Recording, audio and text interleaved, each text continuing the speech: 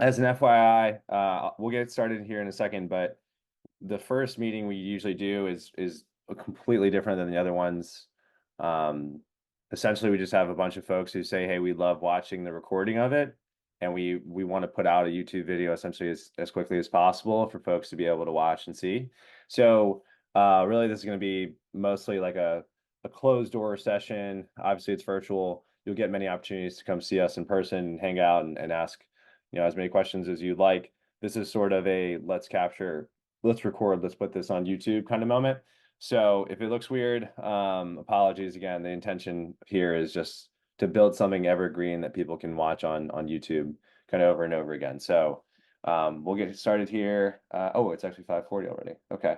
Well, we'll consider that the intro. So thanks everyone for being here. Like I said, it should be a small group today, because of obvious reasons, as I just mentioned. We want to just be able to record this and share this with all the people who are going to be hitting the website virtually. And we want to be able to make sure that people have sort of an evergreen piece of content that they can go out and they can see and they can watch this video. And we'll be hosting several information sessions in person where you can actually meet us, talk to us. But if you can't make it to one of these, we want to be able to make this YouTube video so that you can see it and kind of feel like, hey, I wasn't able to go, but I got all my questions answered. So you can see some of the directions here. Please stay muted. We're just going to go over some basics about what the program is. I'll introduce myself. We'll do some Q&A back and forth. Mostly our team is on here right now, and they'll be asking me questions to make sure that I didn't miss any of the important highlights. And then from there, like I said, we'll be doing more information sessions. We'll bombard you with more information. So this is not the last time you can speak to us or talk to us or anything like this. But really excited to be doing this and really excited to be partnering with the city of Wilmington to bring this on. We'll get more into that in a second. I'll just start with some who we are kind of thing. So my name is Pasha. I'm one of the founders here at Stiegler EdTech. I've been doing this work for about 8 years now. We started in Charlotte. We've expanded since there. We've been in multiple cities, had a great time, a lot of success. Have been fortunate enough to be able to say that we've had several hundreds of graduates go through the program, about 200 now. So what is the program? Well, the goal really is that it's hard for employers to find meaningful sources of talent, right? You can hire your college-bound folks, you can steal from your your rival down the street, but there's not really a lot of ways other than college and currently employed to build confidence, being able to actually vet a candidate and say, hey, they're good, and I want to hire them and I want to employ them, right? So what the CTAC program aims to do is it takes all of the people out there who are working jobs, maybe don't have the tech skills or maybe don't have the resources to pursue your more traditional boot camps and stuff like that.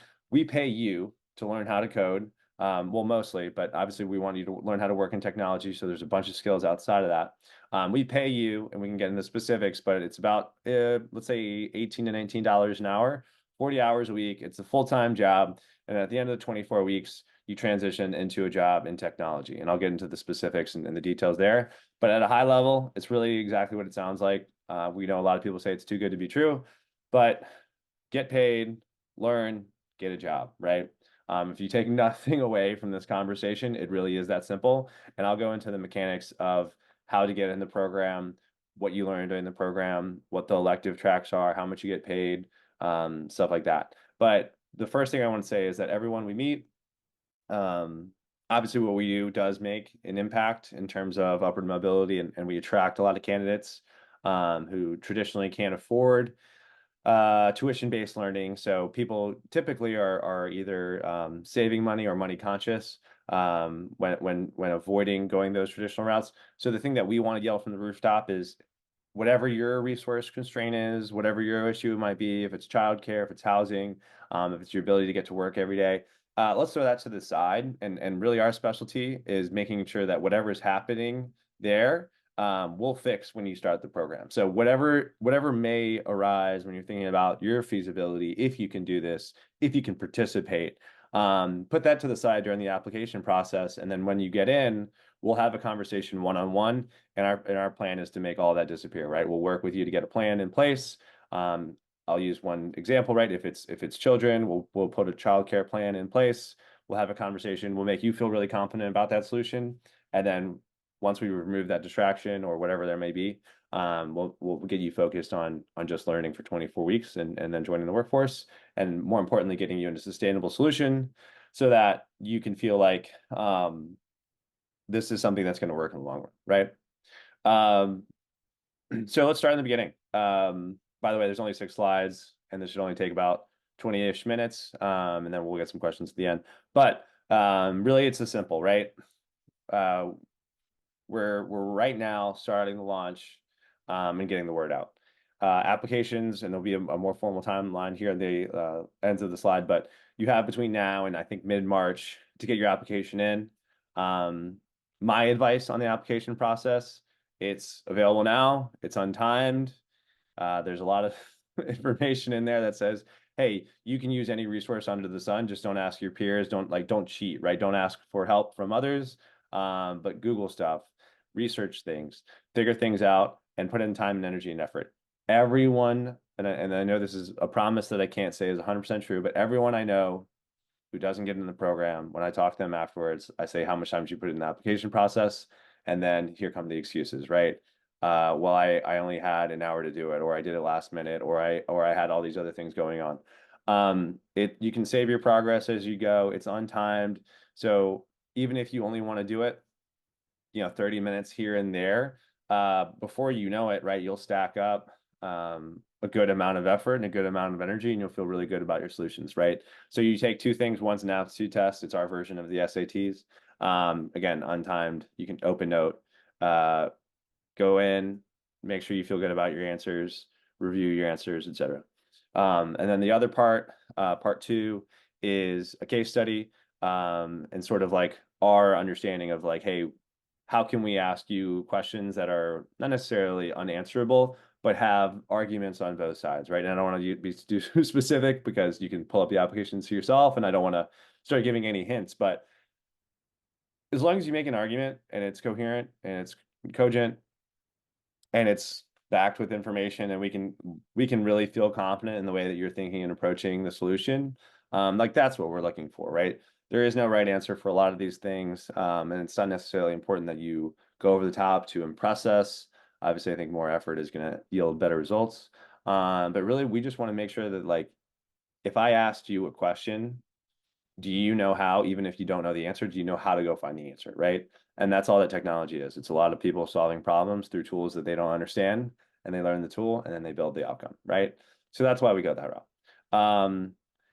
So once you're in the program, like I said, we'll work with you to figure out what's going on in your circumstance. Again, no problem can be too challenging, and I don't want to be too specific because I don't want to put out our alumni's particulars here, but we've had children who are on the spectrum or special needs, who need a special kind of daycare, who we've been able to work with. We have folks who are unhoused, people who don't have transportation, or who don't have cars.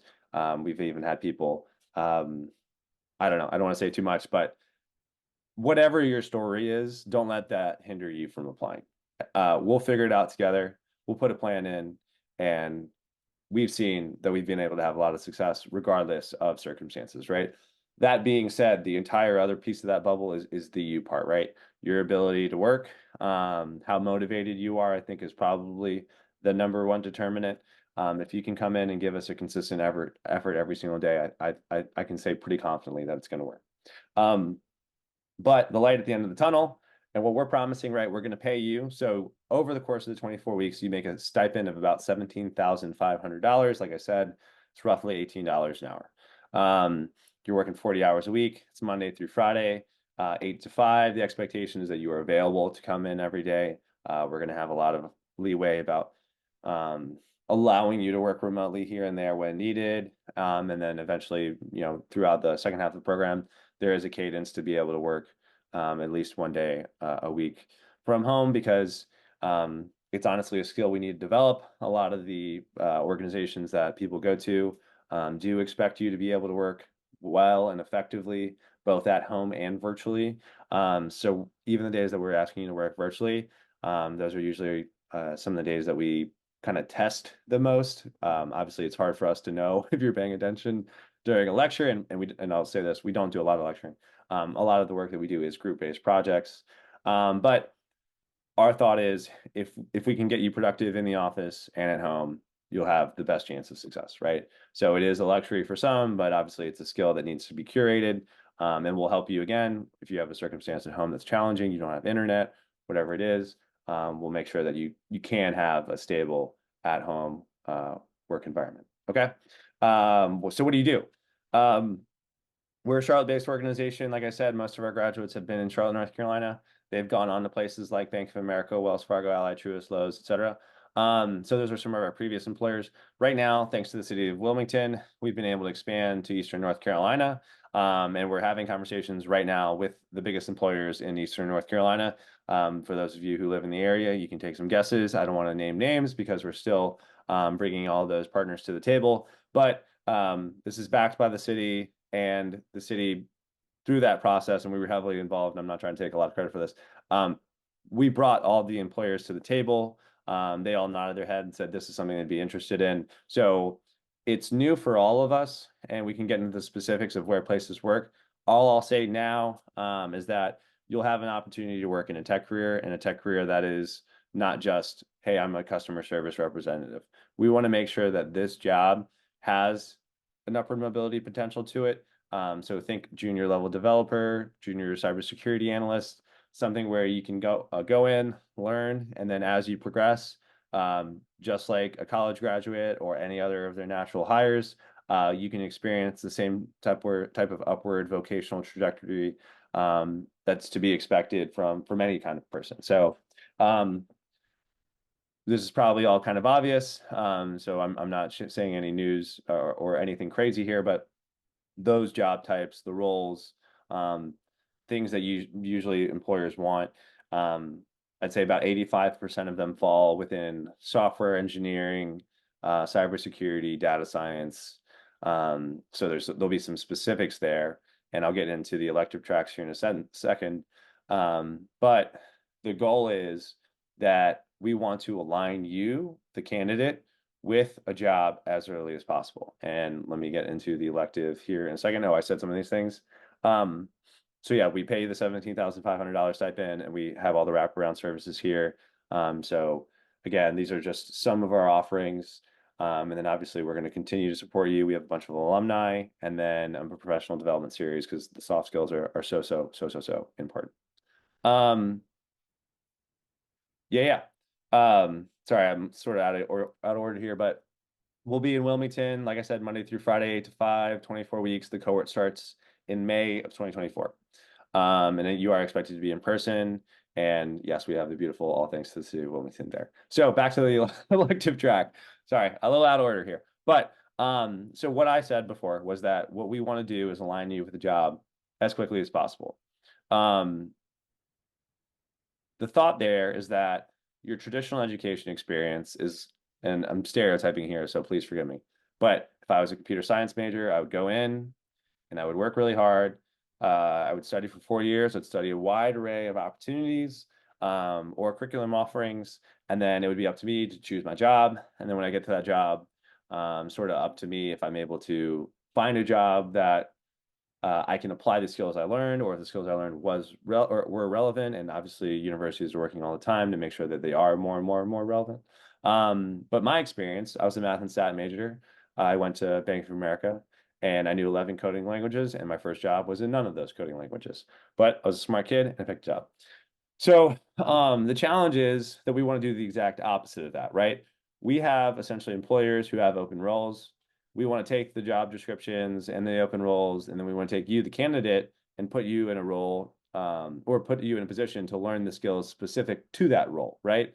So you can make up literally any combination in the world, and we'll figure out the curriculum to be able to support you. It makes it so that when you show up on day one, you have the best chance, even though you don't have maybe the same depth of experience that some of their other candidates may have because they went again to a more traditional path or a 4-year university, whatever. But you'll have spent a considerable amount of time, usually about half of the course is the specialization focus, but at least half of the 24 weeks, so 12 weeks, focusing on your specialization. So I'll use a made up example. If I'm going to Live Oak Bank and I want to be a developer and they tell me that they want people to work in JavaScript and React, guess what I'm going to be learning during the program, right? I'm going to focus a lot on JavaScript and React.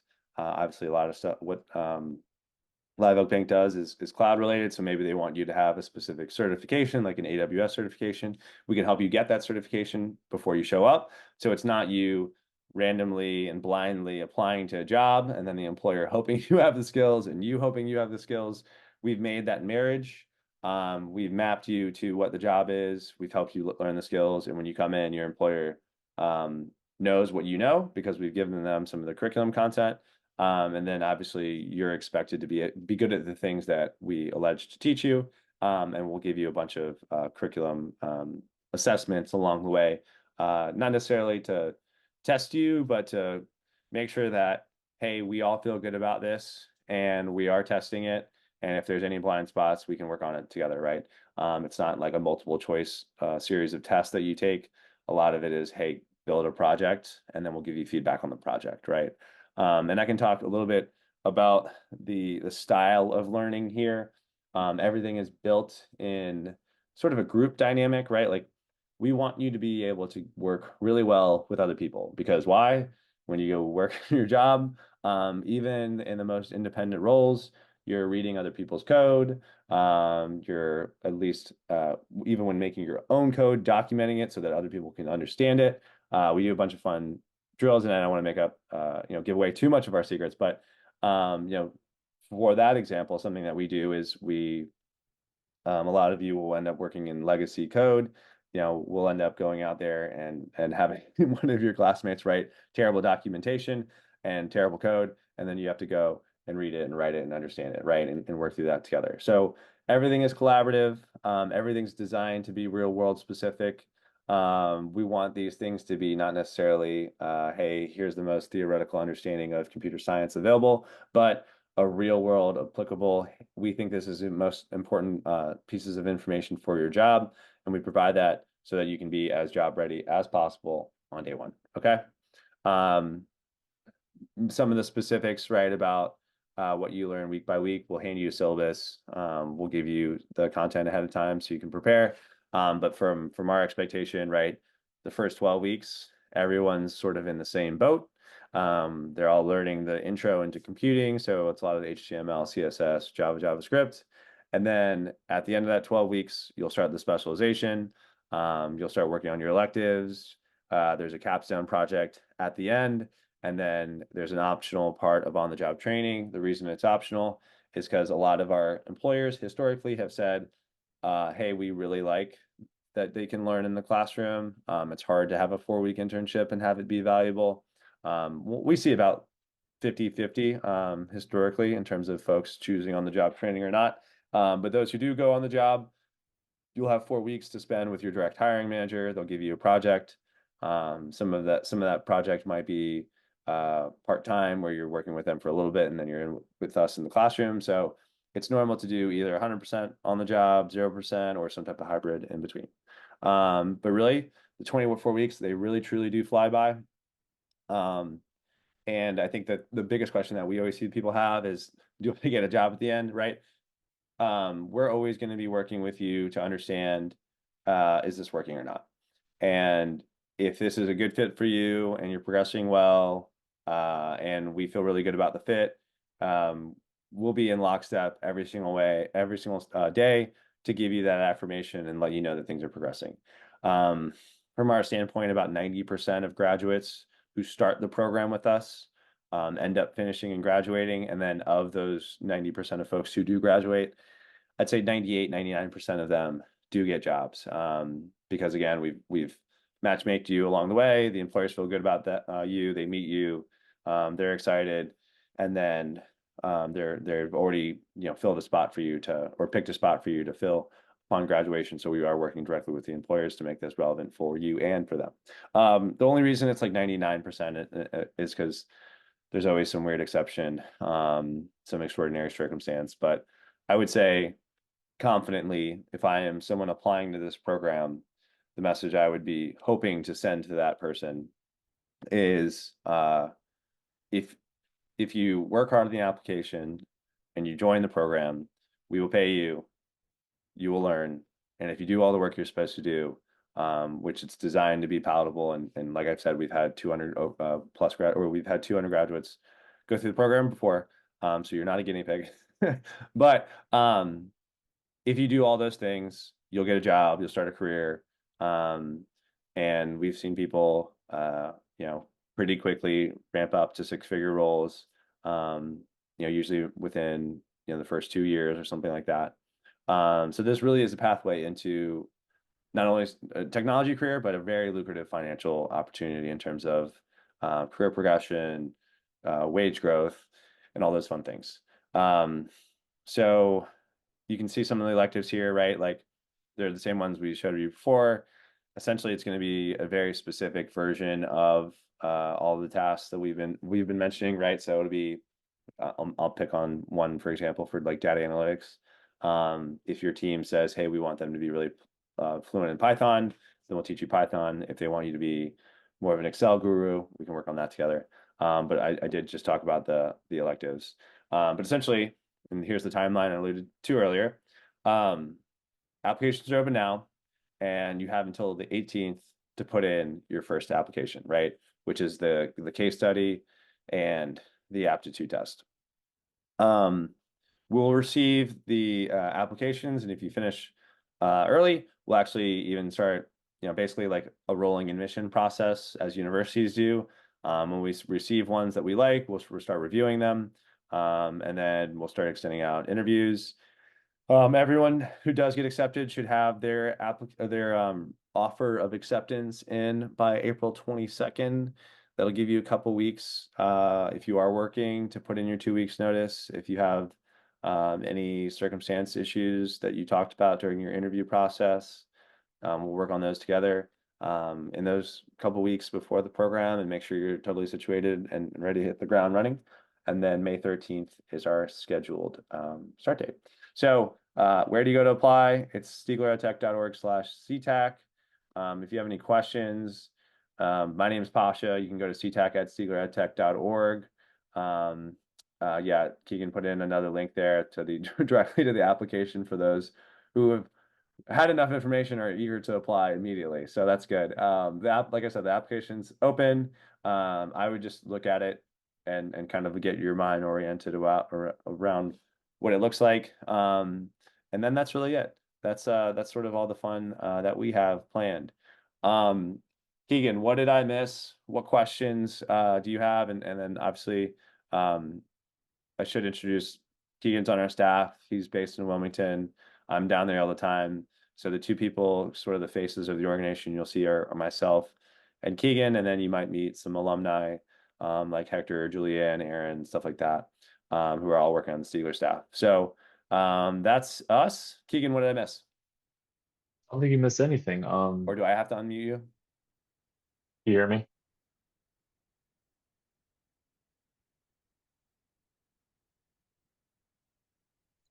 Oh, let's-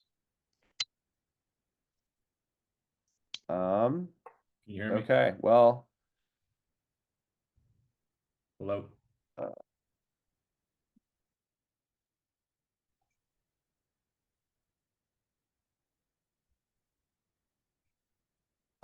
so let me throw out some kind of Can you like hear me? FAQs and then we'll wrap this up. So I do appreciate everyone's time. Gotcha. So first question that people always ask is like what does my life look like a year from now, right? If I'm able to get through, like what kind of jobs I get. Um, this may sound crazy, but uh I would say a year after graduating, it's very common for people to stay in their roles, but it's actually pretty uncommon in corporate America, especially in like entry-level tech roles. We see that people usually move between 18 to 36 months. Non-CTAC graduates, this is just sort of college grads. So it's okay to come in and really want to make an impact and make a difference and not have a plan, right? and not necessarily think that this employer, this first job that you have is going to be that employer forever. We've seen both. We've seen people get poached by Amazon like 4 months in, which is crazy. And then we've seen people who have, since our first cohort graduated in 2019, who have never left, right? So the reason the program exists is we want you to be able to pick your own journey. We want you to be able to have the same experience that everyone else is having in terms of what their career growth is, no matter what their background is. And candidly, for myself, my goal is, 5 years from now, 10 years from now, people don't really know that you are a CTAC graduate, as bad as that is for our brand, right? We want to take credit for you, but we want people to be really excited about who you are, your skills, and feel confident that your growth and your future is the same as everyone else, right? Do people go back to get their college degrees?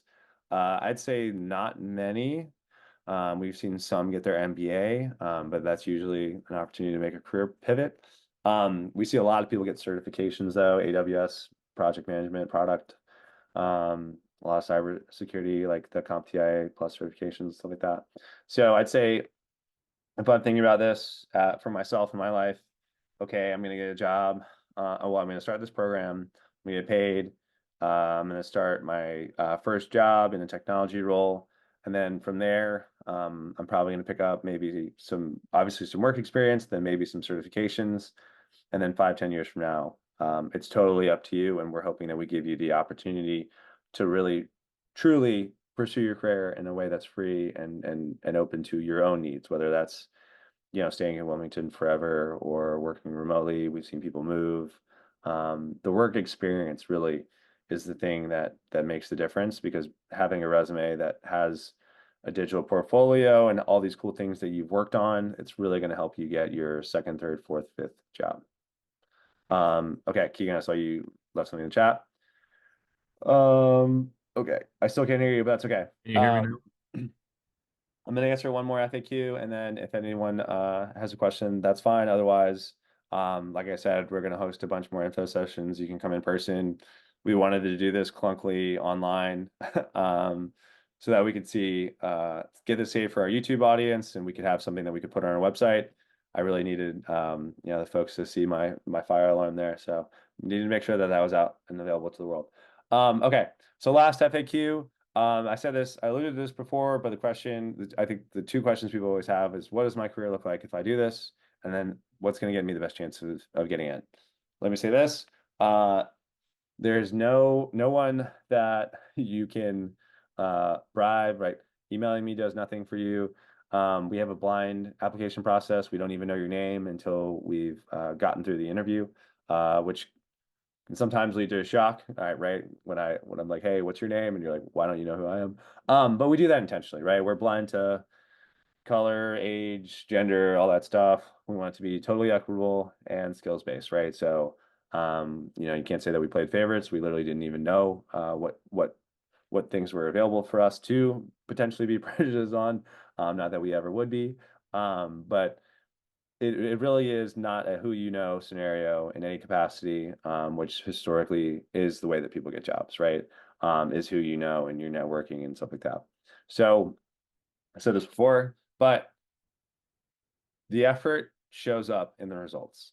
If you sit there and you put in a God's honest full effort into this application process, I can say with a lot of confidence, I know you'll get an interview, right? And then from there, maybe something happens, maybe it doesn't. But most of the people who don't get in, right, like I said, they tell me that they spent maybe 30 minutes to an hour on the application, which candidly, our aptitude test just by itself, it's designed that I can finish it in an hour. I was a math major. You probably aren't.